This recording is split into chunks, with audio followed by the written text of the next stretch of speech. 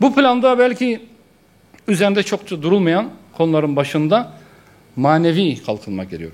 Evet, aile konusunda, sosyal politikalar anlamında, kültür ve sanat anlamında pek çok maddeyi barındırıyor ama özellikle manevi kalkınma konusunda yeteri kadar bu planda çalışılmadığını ifade etmemiz gerekiyor. Ailenin koruması hususuyla ilgili bir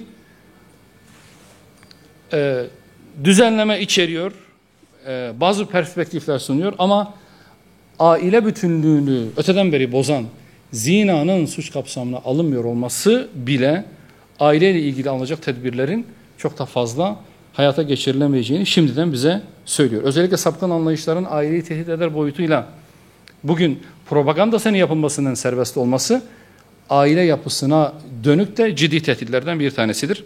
Buna yönelik nasıl tedbirler alınacağı hususu maalesef net olarak ifade edilmemiştir.